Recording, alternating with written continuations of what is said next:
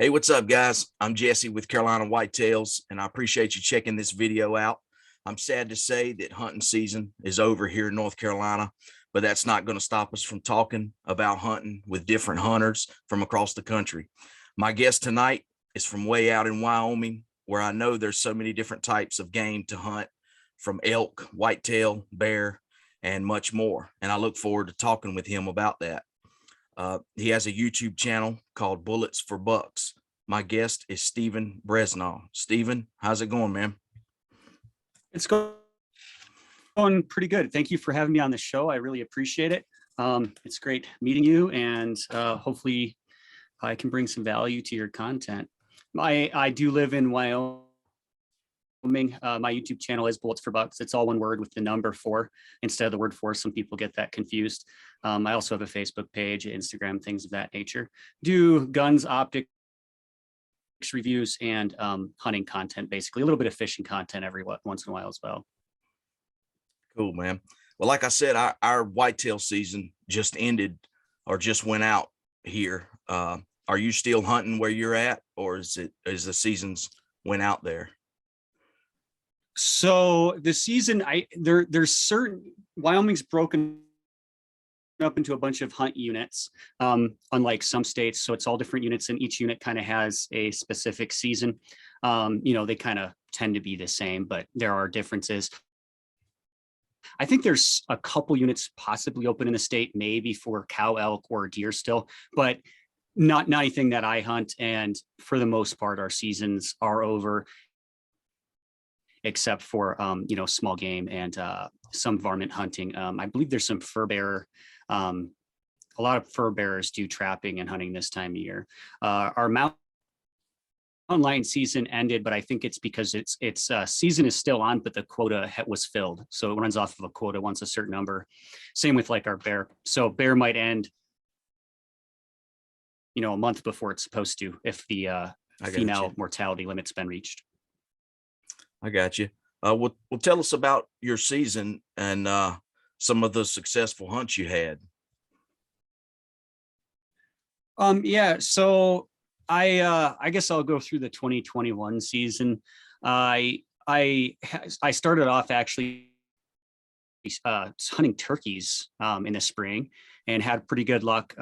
You can put in for a draw, and then as a resident, you can buy an over the counter. I think even as a non-resident. So I harvested 2 turkeys, nothing trophy. I didn't actually try for anything trophy. I just shot the first 2 turkeys basically that were, it has to be a Jake, or it has to have a visible beard in Wyoming. So that's what I did. The first 2 turkeys that had a visible beard. My wife got a turkey, and then I helped a bunch of friends get some turkeys. Have videos of some of those on my channel. There was like one decent tom taken out of the group, but I'd really just focus more on helping other people this spring as far as turkeys. As far as bear went, that's always been my nemesis, my white buffalo, we might say out here. I really struggled public land spot and stock bear hunting primarily throughout the years, and it took a long time. I finally got my first bear this spring. It wouldn't have mattered if it was like an 80-pound bear, but it ended up being almost a Boone and Cross. It might be. I haven't got the skull back, but it was a well above average bear. But that was just kind of, it wasn't like I was targeting it. It just happened that way. But I got a nice black bear. I don't know if you turkey. We haven't spoke a whole lot, so I don't know a lot about you either. Like what you hunt or what your seasons are like either. So I don't know if you have any feedback as far as how did you spring turkey hunter? Well, yeah, I turkey hunted a little bit. I have a young son that's he's almost 2, but since he's been born, I've been a little bit not able to get out as much, get in the woods. So I did a little bit of turkey hunting, and then this past hunting season, like I said, it just went out on the 1st. I shot 1 doe. I had a lot of good bucks on camera, but I didn't even shoot a buck. This is like the first year, I think, in 3 or 4 years that I haven't killed a pretty decent buck. so it was a little bit slow, but the times that I was able to go was, Mhm. I enjoyed it because I got to share a lot of those experiences with my son, going out and taking him out. He's really little, but Mhm. I've carried him with me a few times, uh, going into my tree stand, or looking around. And, so I've been able to, it's been a different experience this year than it has been in the past. I wasn't able to Mhm. go as much, but, it's, hopefully I'm waiting till he gets a little bit older where he can go with me. Yeah, I mean, I have a 5-year-old daughter, and we took her antelope hunting when she was like, 1 and 2, but pretty much it was somebody would get out of a vehicle and go shoot something and then come back. It's a little bit difficult. She did go on, I think, the fall turkey hunt with me and my wife this fall. We got more turkeys. She's finally to the age where she's kind of starting to be able to come along with us and understand things a little bit. So certain hunts we took her on. We took her on the antelope. Well, a portion of the antelope hunt this year we took her on, but that's always good. Yeah, I'm looking She really forward to enjoys it. My to daughter when does. he Um, that's cool. I'm looking forward to when he's a little bit older and he can kind of tag along a little bit more. And, like I said, in the years past before he was born, I mean, I during deer season, uh, I didn't go every day, but I went most days, at least in the afternoon I would go. Um, and that's really changed a whole lot, which has kind of led me to focus a little bit more on my channel. That's why I was interested in talking yeah, to you, because there's a lot of different game. yeah, we have more opportunities, I guess, than most in Wyoming. Um, and our seasons generally don't go as long as like Florida or southern states do. Um, I actually grew up as a kid in Michigan, and of course, pretty much the only thing to hunt there is small game and deer. I mean, that's pretty much it. Um, but I didn't actually get heavily into hunting and really into hunting seriously until I was in Wyoming, and actually into my like adult years more so. So a Yeah, I little was bit going to different. ask you about that, how Yeah, you kind of got into hunting to start with. yeah, yeah. I didn't really. I only hunted a handful of times growing up, and then I didn't really get heavily into hunting or start really seriously hunting until I was like in my mid 20s. So pretty late start, not necessarily typical of a hunter or a YouTuber that hunts. But I think it worked maybe in my favor in some ways. Like I learned I learned it the hard way, kind of DIY, do it yourself, the hard knocks way. But that kind of made me appreciate it. Uh, I think a little bit more sometimes and not take it for granted. And so now it's something I really enjoy, and I enjoy discovering it and learning about it, and I still do. I mean, um, I'm no means a great hunter per se. So yeah, it was a cool discovery a little bit later in life, really. But once I do things in life, I tend to do them kind of 110% in general, and so that's what I did with hunting. I went full force into it pretty much. I actually had probably a little bit more experience with firearms and guns, even more so than hunting, because I worked in law enforcement for about 13, 14 years. So that gave me a little bit of background in that. But um, yeah, I was always into fishing though. I was into fishing as a kid. I fished all the time growing up. Yeah, I've spoke with a few Um, people from Michigan, on this channel, and I think Michigan is the most hunted state in the country. And going from that type of environment to where you're at, it seems like there's a many different species to hunt, and it's just a different the comparison is different. yeah, I think yeah, Michigan's got one of the highest populations and one of the highest population of hunters, I believe. So I mean, yeah, the hunting pressure there's extreme, and there's much more limited public land. I mean, Wyoming's got tons and tons of acres of BLM land, federal national forest land, state land. there is some issues with parts of it being landlocked to where there's no access. But in general, there's way more public land, and there is definitely better trophy potential. I'm not really a trophy hunter, but there's definitely way more mature deer in Wyoming. Like it's nothing to drive around or to see mature mule deer bucks or mature whitetail bucks in a lot of areas of Wyoming on a regular basis year round. It's really not unusual. I don't know if we're like number 3 or number 4 as far as best elk hunting.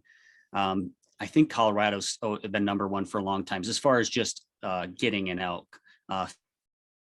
filling a tag. But we're number 1 in antelope, which is really North American pronghorn. So we're number 1 as far as that. We have at least last I knew over 500,000 pronghorn in Wyoming, and we only have like 500,000 people in all of Wyoming. It's the least populated state, and there is if you want to hunt pronghorn, Wyoming is the best state if you're looking to fill a tag. It might not, there's some places that might have. Well, we do have the most trophy potential, really, but there are some other states that have some good trophy pronghorn as well, but probably not overall the numbers that we have. You mentioned elk hunting, and I watched a video. I just watched a video on your channel where you and another guy actually called in a huge bull and ended up shooting it with a crossbow. Can you talk about that a little bit? I mean, I can't imagine calling in an animal that big and antlers that big within bow range like that. It's crazy. Yeah, that was a friend of mine. He's more like a father figure in some ways to me. Lives out in Wyoming. He's been hunting out in Wyoming. I think he was born and raised out here. He's been hunting elk really specifically. He focuses on elk. He's primarily an elk hunter for probably over 30 years. I think he's harvested over 30 elk, tons and tons of 6x6 bulls. Way more than I ever have. And he really has a passion for it. I was actually down deer hunting with him, or mostly by myself, but he was letting me stay at his house. I was deer hunting down where he lives in a different part of Wyoming, and deer hunting wasn't going well. The hunting this year, we had extremely hot and dry temperatures in Wyoming and a really late starting winter. Now it's cold. It was a high of -6 today, Fahrenheit. A high. It's probably -10 right now, or -10, I should say. But it was so. That's wild. But it was like 80 in September, which is unusual, and even into I think part of October, which is unusual. And so it was. I had a really rough season actually. My fall season, I had a rough deer season, and so the deer hunting was going so bad for me that I was basically like, well, I'll go help. He drew a elk tag, which means he has a little bit generally better chances of harvesting one because it wasn't a general unit, it was a draw unit. And he was like, well, let's go out. We didn't even start. It was like, I think it was like late afternoon. Drove like an hour and a half, drove on a side-by-side like another hour and a half. I mean, by the time we got to where we're going to hunt, there's only like an hour or two left. And it was kind of a spur of the moment. I think it was his first time out this year, maybe second time. And it was kind of a higher, I call it like high desert. It wasn't really desert. It wasn't really mountains. It's kind of like in between somewhere. And as far as the terrain, we drove around a corner right into a herd of elk. They took off before he could get a shot off. And then they were bugling everywhere. And it was over 80 degrees. And which is normally like, typically you'd be like, this is the worst weather to hunt in, the worst chances of harvesting animal, like just not good. But it was getting, I think later in September. So they were in the rut, even though it was unseasonably hot and dry, but we were not, I wasn't expecting that. And so we were basically triangulated with bugling bulls, got on them almost, pretty much immediately. We did lose them for a while. Then we saw the one on the ridge. Another one came below the one on the ridge. The one on the ridge saw us the whole time. It like saw us, and it was, I don't know, it was like 1,000 yards or more away. It might've been a mile away. It was Hmm. was a long ways away, but it was on the top of a ridge. And then another one almost acted as our decoy in a way and brought him in. Like we were calling, but the one on the ridge wasn't responding. Then another one came into our calling kind of behind us and actually almost acted as a live decoy for us and drew him right to us. And then him calling brought him in, when he kind of faltered, the other one actually we blew. It winded us and blew. And it came right in all the way from like a mile away up to 15 yards. And yeah, it was crazy. And my luck is never this good, but it ran like, I don't know, 100, 200 yards and died on a motorized trail. So it was like, I've never had that. Nothing like that ever happens to me, but this guy, he always seems, he does seem to have really good luck, but I'm sure he creates part of it. And I think born and raised or at least living that many years, he knows the area and the local knowledge and knowing where they're at is a huge thing when it comes to elk. That's a huge advantage. It's a huge benefit for sure. But yeah, it was kind of unbelievable. I think it was a little unbelievable even for him. And it was a 6x6, but it had broken off. So it was really like a 5x6, but it had been a 6x6, and it was old.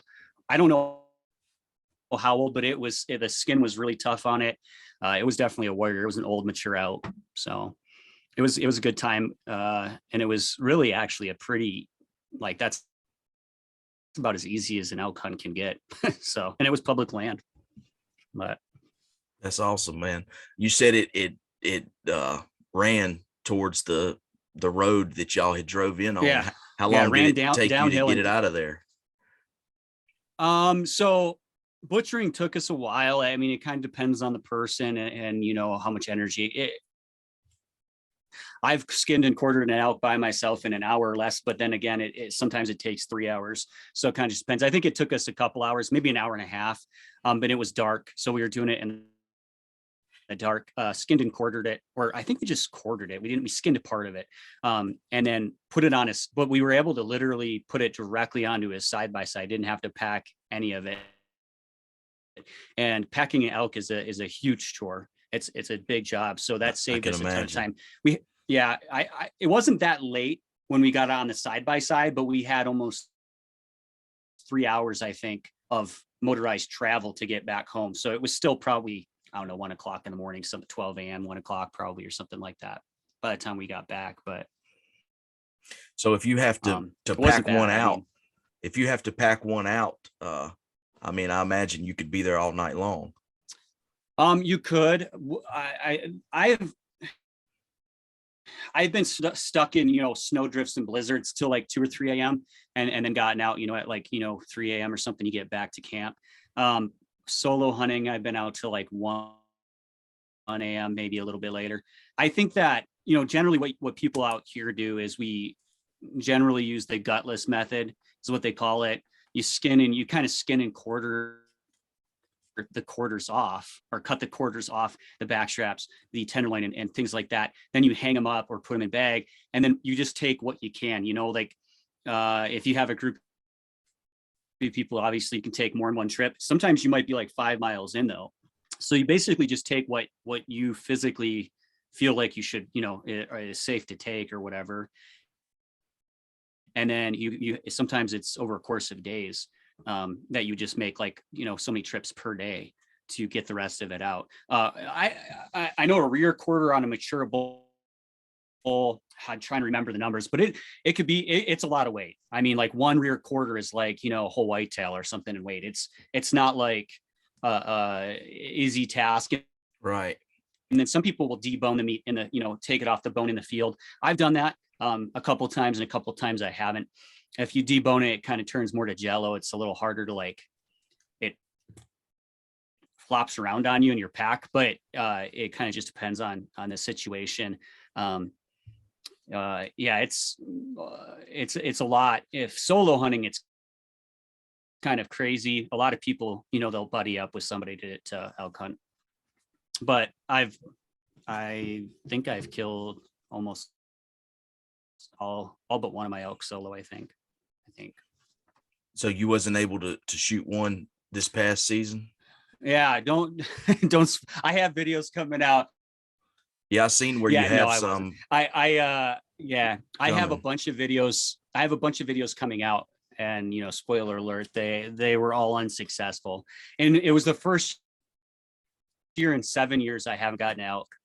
It was the worst elk hunting year I've ever had, probably. I mean, that's debatable. I didn't put as much time into it and as many hunts into it as I normally do. So that, maybe that's somewhat debatable, but it was the worst, definitely the worst deer hunting year I've ever had by far. In fact, the reason I didn't probably get an elk or elk hunt enough was because I was so sidetracked trying to get deer. That was something that's simple, and it soaked up all of my season because it was just so unbelievably difficult for me this year.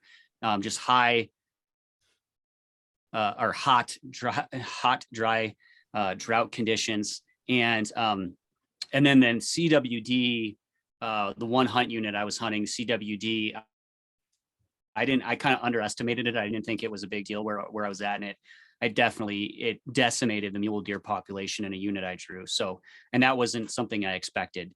So there was kind of like a whole bunch of factors that all kind of just lined up perfectly to kind of make my deer hunting season really tough. We filled all of our deer tags, but like not, I'm talking like, forkies, things like that. There was nothing special at all. But it's meat and it's good tasting meat. But I mean, we filled, I mean, I got 4 turkeys. My wife got 2 this year. I got the bear. I think I got 3 antelopes. She got 1. And I got 3 deer. She got 1 deer. So we still filled a lot of tags, but not any elk tags. We ate 3 elk tags, which is the first time we've ever done that. Which, it's kind of hard to swallow, but.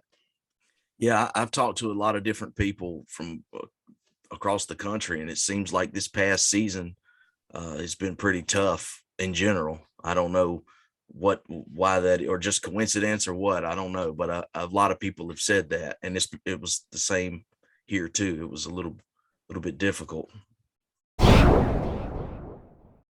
You mentioned you had I seen where you had a lot of videos coming out on your channel. And to go back for a second, what made you, I know you said you didn't really grow up, in a hunting environment until you moved, but what made you start a hunting YouTube channel? Yes. So I started Bullets for Bucks really as just to like document my adventures and my experiences for myself, for family, and for friends. It was really just like purely as this is a hobby and just something I like and enjoy, and don't ever expect to really do anything with it. I just want to do this for the a video journal, like my journal. And yeah, so it's really just, it was just like, I love hunting. And so I wanted to, I wanted to share it with people. I did, but I really just wanted to have that documentation for my kids and family and stuff like that to watch. It wasn't like I necessarily had a huge vision where I was like, oh, I want lots of people to watch my stuff. It was like, yeah, that's cool. And of course it turned in more than part of what grew on to that was, well, I want to share my love of hunting with people, and I want to help people because I kind of was self-taught later in life and learned the hard way. I was like, well, I want to impart the experience and impart what I've learned and bring more people into it, like, so they can find what the joy and fulfillment I found in it later in life, so I could share that with people. So yeah, like I wanted to educate and inspire people with it. And that's kind of what it turned into, but it really was started as a personal journal, almost, so to speak. Yeah, I mean, that's kind of the same, only in the last probably few months or probably year, have I tried to, like I said, I started reaching out to different people and talking with different people across the country and in the hunting industry. But really, like you said, it was just I was just putting videos on there just so I could have a place to go back and look at them. So I understand what Mhm. you're saying with that. Yeah, I mean, I fell in love with hunting, and that's even in and of itself kind of unique because, um, hard to believe now, but I was kind of just like a gym rat a little bit. I was into athletics like that. And through a series of basically, unfortunately, like 10 years of medical problems and 8 or 9 surgeries and a whole bunch of life changing events, it kind of forced me to be like, well, I still want to do those things, but what can I do that is like that I can physically do that will still give me an outlet and give me fulfillment and still be somewhat physical. And so that kind of is what really spurred me into hunting, maybe at a time when I wouldn't have. I always kind of wanted to hunt more, but it was kind of like, oh, I had, I wanted to be in the gym. I wanted to do this. I had all these other sports or hobbies.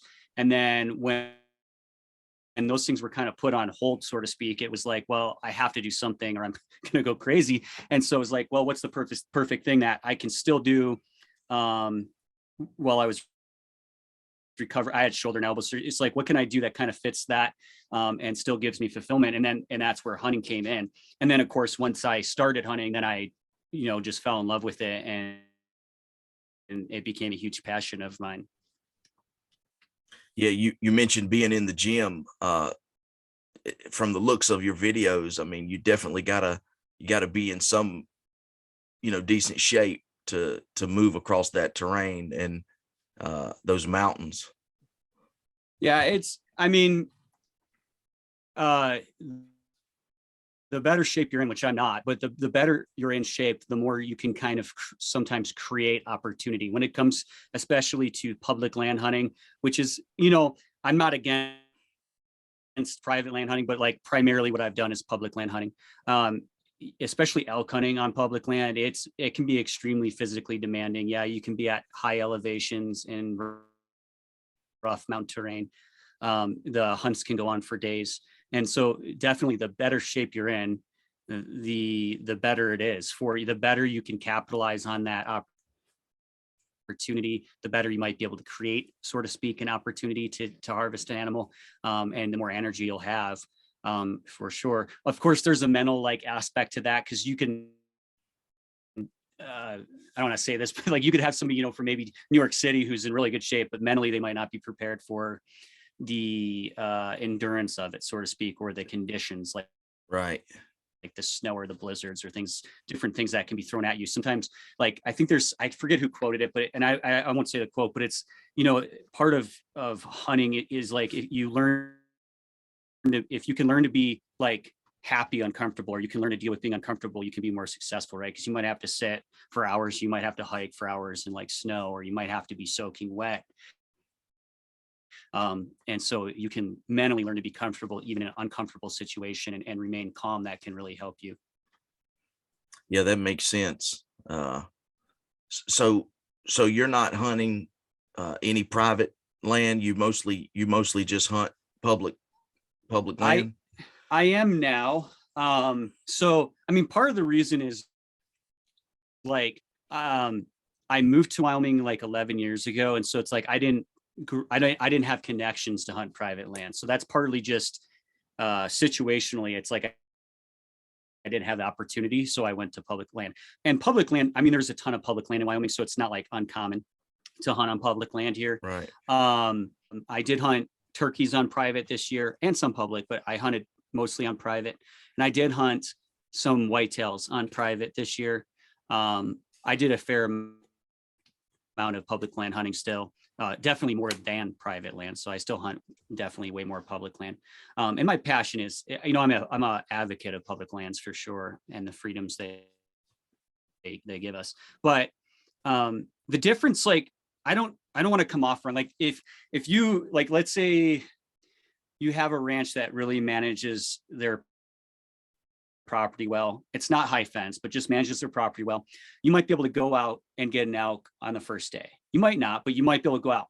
If you go kind of without a lot of knowledge or a guide, like just on your own, like DIY elk hunting on public land, You still could get an elk on the first day, but it's like probably never going to happen. Like that's like a super small percentage. You might hunt 7 days, 30 days, 60 days, 90 days. For my first elk, I hunted 65 days before I got an elk, which people like that blows their mind. And yeah, I learned from like watching YouTube videos, right? And like literally going solo hunting by myself. And I didn't know where to draw tags. I didn't know where to hunt. I didn't know how the units work. I didn't know how the allocations worked for the tags, which is a really important aspect of hunting out west. And so I just kind of went blind. And so I'm sure that was the hardest way to probably do it in some aspects, or took me longer to be successful. At the same time, it's kind of like, when you learn that way, you don't really forget, and you definitely learn it. And you have a lot of experiences along the way that can make good memories, even though in the moment they might not seem so good. But it's just, generally speaking, it's going to be a lot harder, lot longer hunt with a lot lower success rate than private. And that, obviously there's some exceptions to that, but I would say that's definitely true. It kind of probably depends on the species. Like if you come to Wyoming to pronghorn hunt, as long as you've practiced shooting and you're proficient in shooting, 300 yards or so, and you put in any kind of decent effort at all, you should at least fill your tag. It might not be a trophy, but you should fill your tag. So not necessarily a huge difference there. Deer, it's going to be maybe 50% harder. And then elk, it's going to be even harder than that. In my opinion, that's kind of my opinion. That's my take on it. Now, on the land that you're hunting, I haven't seen all of your videos, but it looks to be very open country. Where I'm at, the woods are really thick. So I was curious, when it comes to whitetail hunting, are you able to hunt in deer stands, or are you hunting in blinds or spot and stalk, or how are you going about that? Generally, Western hunting in Wyoming, you're not. The exceptions to that would be mostly on private land, where they've set up certain blinds or whatnot. There's almost no tree stand hunters in Wyoming, except for when it comes to maybe a bear, somebody who's baiting bear. So like there's a lot of hunters born and raised out here, probably never hunted in a tree stand. It's very uncommon. And like Michigan, it's super common. Like that's what everybody does, right? It's not like that here. I did and do some tree stand hunting, but that was only because the terrain and agriculture in the area made it conducive to it. And that's generally not the case. Antelope, you're never gonna, the only time you maybe be in a blind for antelope is if you're on private land and they've set up a blind for you, or you're archery hunting and you find a watering hole and you just sit and wait on that watering hole in a blind, which for antelope hunting or pronghorn hunting, that's one of the only ways most people are successful. It's incredibly difficult, insanely difficult to get a pronghorn in archery with archery equipment, unless you're sitting on a watering hole and you're just playing the waiting game. But the vast majority of antelope hunting, elk hunting, deer hunting is spot and stalk, or elk hunting and archery could be pounding ground and still hunting and calling. But in general, it's you're getting up on a high bluff, you're getting in an area where you can you're glassing until you find something you like or see something you can shoot, and then you make a play on it, and you stalk it. And that's pretty much the way of hunting out here. It's very different than tree stand hunting, for sure. Yeah, I mean that's one reason I started watching your videos. Is just it was so interesting to me, the land and the openness, and it's just very different from where I'm at, and I just I don't think I've seen I think a bear hunting video, and like I mentioned, a elk hunting video, but I wasn't sure how, because I'm so used to, tree stand hunting. So I didn't know how that went where you're at when it come to whitetail. Yeah, I mean, like I said, there's exceptions, and it's going to really, the terrain, the topography, the vegetation kind of dictates that. But generally where you find areas that are good for tree stand or blind are private. That's not 100% a case, but, and I think just even culturally, so to speak, it's just not how most hunters do it out here. Right. And it is cool though, in a way. I've done a fair amount of tree stand hunting and stuff, and I still do it. It's fun though to kind of be like hunting something, right? Rather than waiting for something. I don't mean that. Like, I don't take away from tree stand hunters, right? Yeah. That's No, not what I I'm got, trying to I do. got what you're saying. It's I just get like, it. it's very adventurous. It's more aggressive in its form. And so it's kind of exhilarating and fun to kind of work a chess game, so to speak, to get an animal. And it's a really good experience, and it really, it feels good. It's fulfilling to do that. And you get a lot of good exercise, Western hunting that way as well. Yeah, it definitely looks exciting. And no, it's just here and a lot of the South, it's just everything is so thick. There's no way of seeing something and then approaching it, and stalking Yeah. it. There's Everything is so, unless you're hunting Yeah. a farm that maybe has some fields, and but even then it's nowhere open like it is where you're at, Yeah. so that's just interesting to Yeah. me.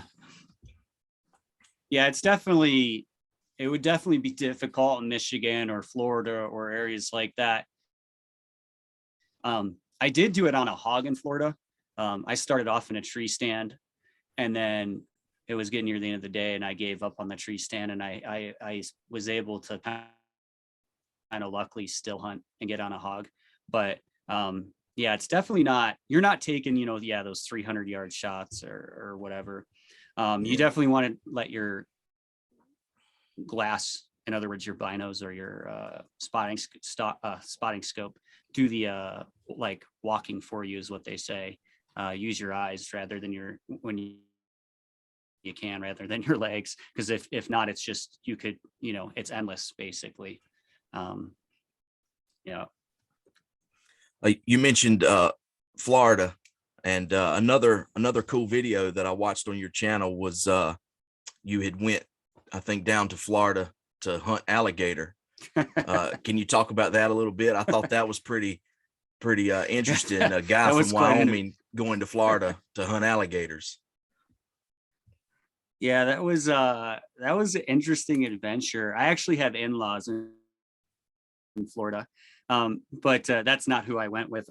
But it was a very adventurous, interesting trip. It was a rough trip, and we weren't successful. And I think I went down there for, I don't remember if it was like actually like 6 or 7 days, and like no sleep. Like I was sleeping like an hour or two a day, up all night, get back at like 5 or 6 o'clock in the morning, sleep for like 2 hours and go back out, drive like 3 hours, set up, go somewhere. Endless amounts of broken equipment, endless amounts of mishaps. It was a true redneck experience, but It looked like it. yeah, it was. The guy who was helping me is an interesting character. He's a nice guy, but he's an interesting character. He'd let me say that he would, but it was a very eventful trip. The video will never do it justice. There's so many stories. I mean, we had a boat motor fall off the back of his boat while I was driving his truck. Yeah, I thought everything was going pretty good, and then you was sitting in that like little fishing house or whatever, and you had the camera right there in front of you, and you was like, the motor fell off, the pin came out, and I'm like, oh man, it sounds rough. There wasn't, and that wasn't even half of it. Yeah, that wasn't even half of it. Like it was like every day, all day, everything going wrong. I from the minute I got there to the minute I left, I almost didn't make my flight. Got lost on the way to the airport. The guy who was driving me got lost on the way to the airport. And then the thing about his trailer hitch, it was just, that was funny, man. Yeah. That was within the first 20 minutes of arriving, I believe. So I had just arrived at his house. And I don't want to, I feel bad, but like, yeah, like that was crazy. Like I've never seen that. And I did landscaping for years and stuff and worked with trailers and things like that. I've never seen that. We never did get it out. We never did.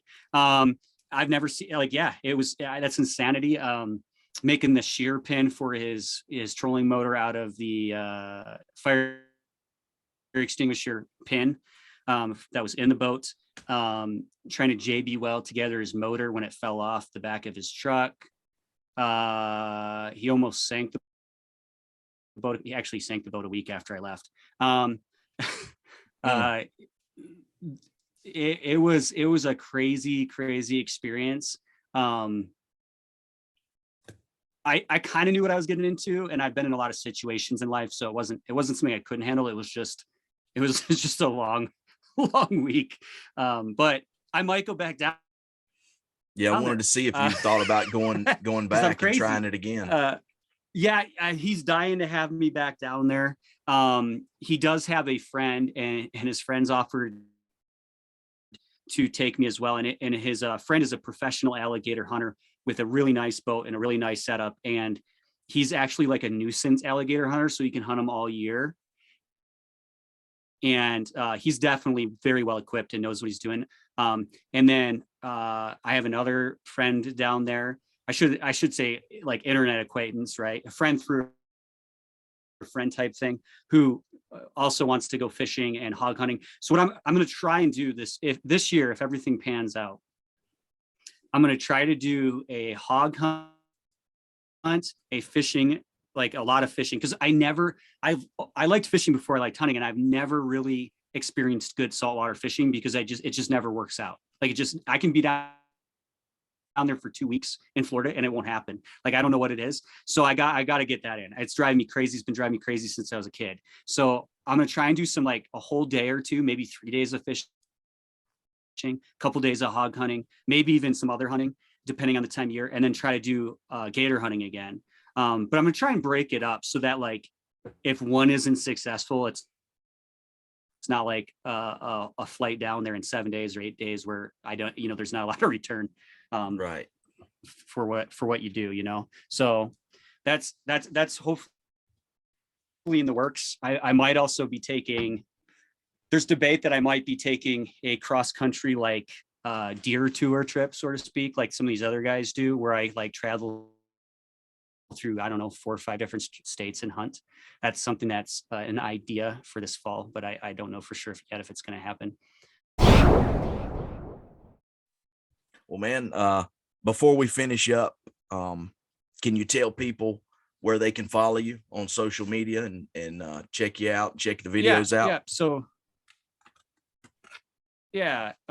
So like I said, you can go to YouTube and then all one word, bullets $4 with the number 4, not the word 4. Although if you search it with the word, it'll pop up some of my videos. I got a Facebook page, Bullets for Bucks, and an Instagram, Bullets for Bucks. That's pretty much it. There is a website, www.bulletsforbucks.com. It's not where I primarily do my networking or communication, but there is a website there. Well, Stephen, I appreciate you giving me some time to talk with you. And I look forward to seeing what you have going on in the future on your channel. Yeah, it was great talking with you. Thank you for having me on the show. Appreciate it. Yeah, man. Folks, I appreciate you checking this video out. Be sure to give it a thumbs up and subscribe to the channel and keep following Carolina Whitetails. I appreciate it.